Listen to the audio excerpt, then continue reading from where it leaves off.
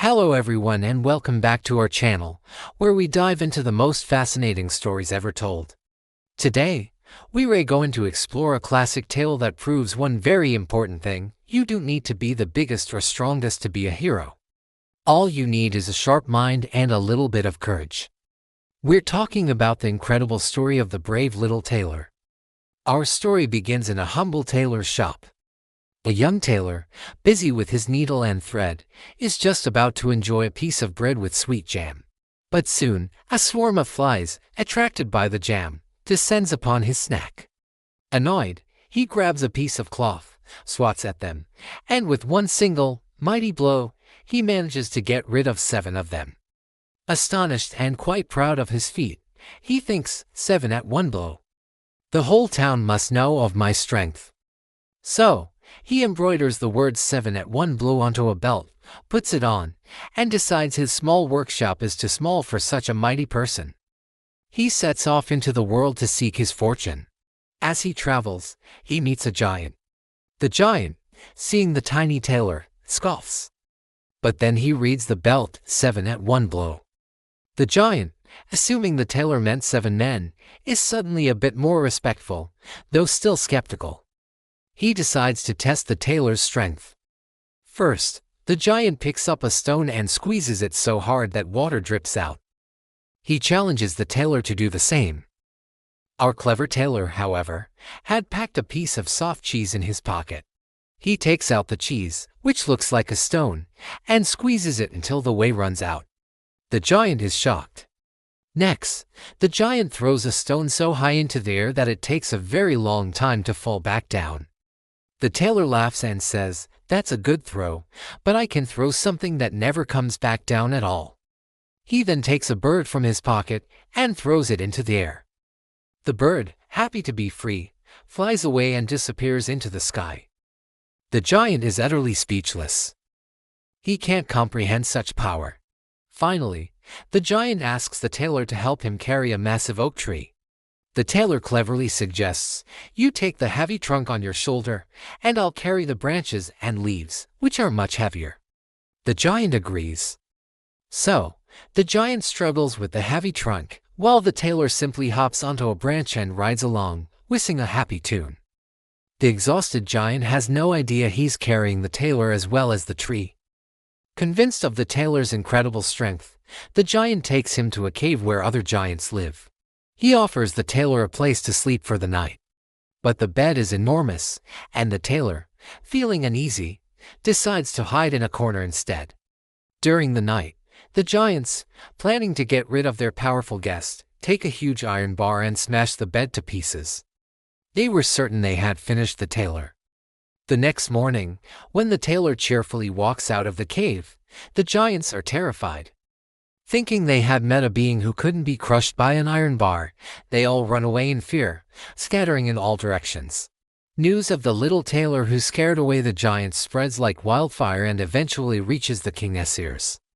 The king, who is having some trouble of his own, summons the tailor to his palace. The kingdom is being terrorized by 2 more fearsome giants who are causing chaos, and nobody has been able to stop them. The king makes the tailor an offer: "If you can defeat these 2 giants, I will give you half my kingdom and my daughter's hand in marriage." This is a challenge the tailor cannot refuse. 7 at one blow, he thinks to himself. Defeating 2 should be simple enough. The king sends him off with 100 horsemen, but the tailor tells them to wait at the edge of the forest. He proclaims, "I'll handle these giants on my own." He ventures deep into the woods and soon finds the 2 giants fast asleep under a large tree, snoring so loudly the branches tremble. Our clever hero doesn't engage them in a direct fight. That would be foolish. Instead, he fills his pockets with stones, climbs the tree they're sleeping under, and positions himself on a branch directly above them. He then drops a small stone on the chest of the first giant. The giant wakes up, confused. "Why did you hit me?" he grumbles to his friend. "You're dreaming," the other giant replies. "I didn't touch you." And they both fall back asleep. A few moments later, the tailor drops a larger stone on the second giant. This giant wakes up angry. "What was that for?" "You hit me," he shouts. "I did not," yells the first giant. They argue for a bit, but, being tired, they soon make up and go back to sleep. Now, the tailor picks up his biggest stone and throws it with all his might right onto the first giant's chest. The giant leaps up, furious. This is too much. He roars, and he attacks his friend. The second giant, equally enraged, fights back. The two giants begin a terrible battle, uprooting trees and throwing boulders at each other. They fight with such fury that they end up defeating each other, and both fall to the ground, never to get up again. The tailor calmly climbs down from the tree, inspects his handiwork, and then walks back to the waiting horsemen. "The job is done," he announces casually. "I've taken care of them." It was a tough fight.